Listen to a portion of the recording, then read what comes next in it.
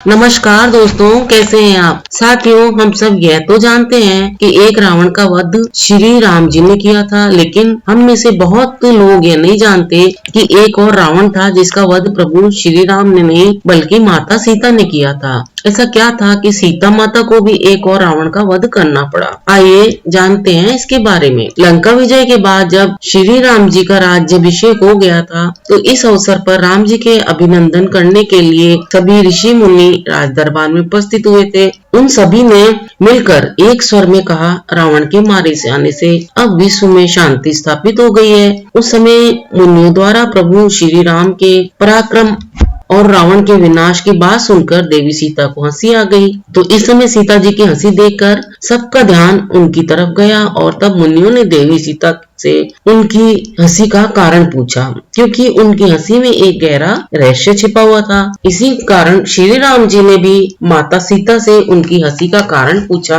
तब उन्होंने बताया कि अभी तो रावण का एक भाई जीवित है, उससे युद्ध करना होगा। यह जानकर उसके बाद श्री राम जी ने युद्ध की तैयारी शुरू कर दी। सीता जी ने बताया कि रावण का भाई जो जीवित है उसका नाम सहस्त्रानन है। माता सीता ने प्रभु राम जी से कहा कि जब तक सहस्त्रानन जीवित है तब तक इस जीत और शौर्य गाथा का कोई अर्थ नहीं है। इसके बाद सीता जी ने राम जी और उपस्थित मुनियों की आज्ञा लेकर एक अद्भुत वृतांत बताते हुए कहा कि जब मैं छोटी थी तब मेरे पिताजी महाराज जनक ने एक ब्राह्मण को अपने घर में चातुर्मास व्रत करवाया था।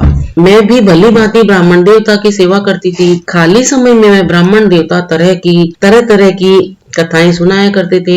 एक दिन उन्होंने सहस्त्रमुख रावण का वृतांत सुनाया, जो इस प्रकार था। विश्वामुनि की पत्नी का नाम केकसी था। विश्वामुनि की पत्नी ने 2 पुत्रों को जन्म दिया, जिसमें बड़े का नाम सहस्त्रमुख रावण था और छोटे का नाम दशमुख रावण था। दशमुख रावण ब्रह्मा के वरदान से तीनों लोगों को जीत कर लंका में निवास करता था। वहीं बड़ा पुत्र पुष्कर द्वीप में अपने नाना सुमाली के पास रहता था। सहस्त्रमुख रावण बहुत बलवान है। वह मेरू पर्वत को सरसों के पौधे के समान, समुद्र को गाय के खुर के समान और तीनों लोगों को तृण के समान समझता है और सबको परेशान करना, सताना उसका मुख्य काम है। जब सारा संसार उससे परेशान होकर त्रस्त हो गया, तब ब्रह्मा जी ने उसे वत्स, पुत्र आदि प्यार भरे शब्दों के संबोधन से प्रसन्न किया और किसी तरह से उसे इस कुकृत्य से रोका।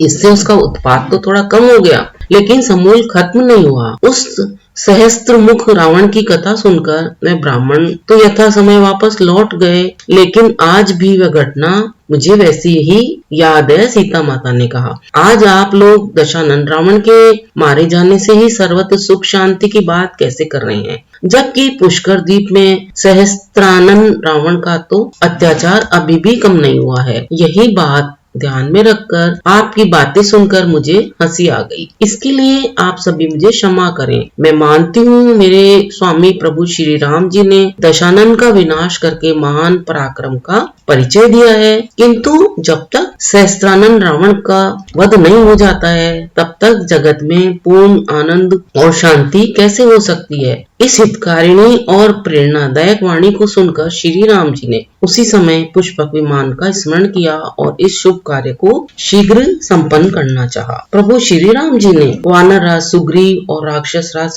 विभीषण जी को दल बल के साथ बुला लिया। इसके बाद बड़ी सेना के साथ प्रभु श्री राम जी ने पुष्पक विमान से पुष्कर क्षेत्र के लिए प्रस्थान कर दिया। देवी सीता, सभी भाई और मंत्रीगण भी उनके साथ थे। पुष्पक विमान की तो अबाध गति थी, तो वह शीघ्र ही पुष्कर पहुंच गया। जब सहस्त्रमुख रावण ने सुना कि कोई उसे युद्ध करने के लिए आया है, तो उसके घमंड को बहुत ठेस पहुंची। वह तुरंत संग्राम के लिए आ पहुंचा। जब उसने सामने मनुष्यों, वानरों और भालुओं की लंबी कतार देखी तो वह हंस पड़ा और फिर उसने सोचा, इन छोटे जंतुओं से क्या लड़ना है, क्यों न इनको इनके देश वापस भेज दिया जाए। ऐसा सोचकर सहस्त्रानन ने वायवास्त्र का प्रयोग किया, जिससे कोई बलवान व्यक्ति दूसरे छोटे बच्चों को गलबैया देकर बाहर निकाल देता है, वैसे ही वायवास्त्र ने सभी प्राणियों को बाहर निकाल दिया। संग्राम भूमि में केवल चारों भाई सीता जी, हनुमान जी, नलनील, जामवन और विभीषण जी पर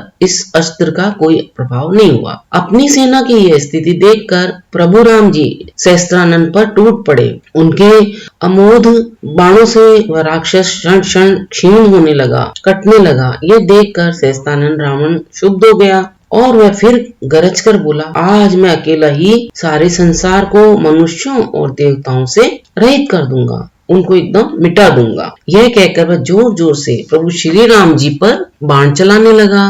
प्रभु श्री राम जी ने भी उसके बाणों का जोरदार जवाब दिया। धीरे धीरे युद्ध ने लोमहर्षक रूप धारण कर लिया। तभी सहस्त्रानंद ने पन्नागास्त्र का प्रयोग कर लिया, जिससे विषैले सर्पों से सारी दिशाएं एवं विदिशाएं व्याप्त हो गईं। लेकिन श्री राम जी ने स्वर्ण यास्त्र से उसे काट दिया और नष्ट कर दिया। इसके बाद प्रभु श्री राम जी ने उस बाण का संधान किया जिससे उन्होंने रावण का वध किया था। लेकिन सहस्त्रमुख रावण ने उसे हाथ में पकड़कर तोड़ दिया और एक अन्य शक्तिशाली बाण मारकर प्रभु श्री राम जी को मूर्छित कर दिया।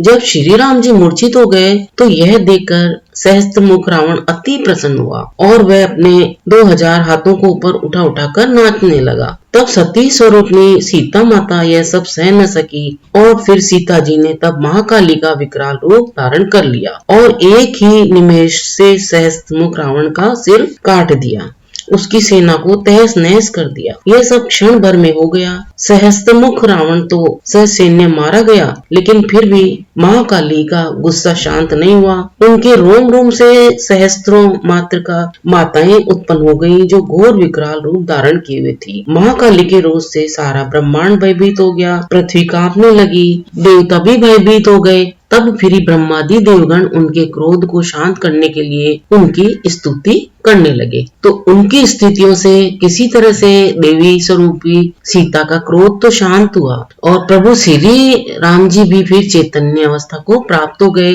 देवी ने अपना विराट रूप दिखाकर सभी को आश्वस्त कर दिया था। इस तरह से माता सीता ने असीता यानी काली रूप धारण करके सहस्त्रमुख, जिसका नाम सहस्त्रानंद भी था, उसका वध किया, जिससे संसार में शांति स्थापित हो और सभी आनंद व शांति से रह सके। दोस्तों, आपको ये जानकारी कैसी लगी? हमें अपने विचार कमेंट करके अवश्य बताएं। आपको ये जानकारी अच्छी लगी हो तो इसे आगे शेयर करें, वीडियो को सपोर्ट करें। यदि आप ये वीडियो पहली बार देख या सुन रहे हैं तो कृपया साथ ही मेरे इस चैनल को सब्सक्राइब भी कर लें, ताकि अन्य नई नई जानकारियां आप तक जल्दी से जल्दी पहुंच सके। अपना अमूल्य समय देकर वीडियो देखने के लिए आपको बहुत बहुत धन्यवाद।